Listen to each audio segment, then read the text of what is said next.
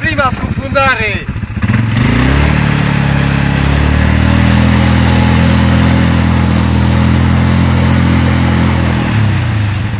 Hai bă, ce nu ești în stare să scoți? Ce? Nu ești în stare să-l scoți? Sare pe ce? Nu ești în stare să-l scoți afară!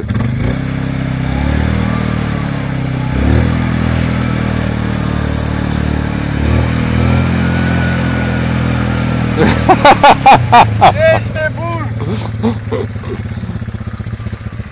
Să nu ne udăm? Să mă urc eu mai greu?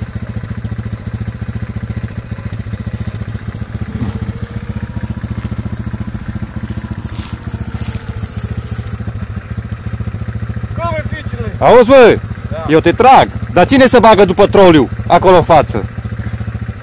Eu nu mă bag.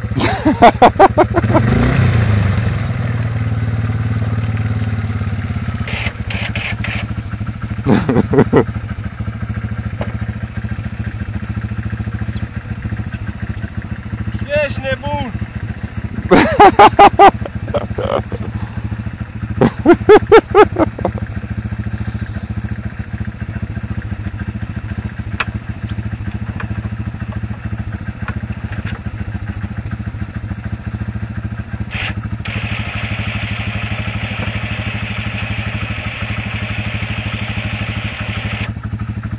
De ce pulă mă leg de tine?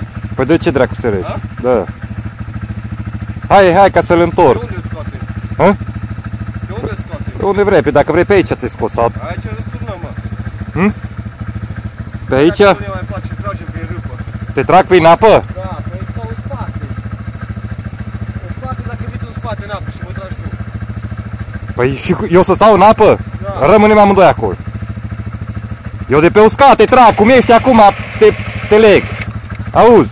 Da. Dacă vrei cum ești acum, te leg din spate la cui, te trag afară. Nu, hai să jucăm așa.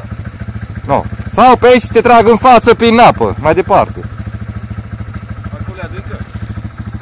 Nu, Ha? nu. Da, hai tragem mai în față, măcar, știi?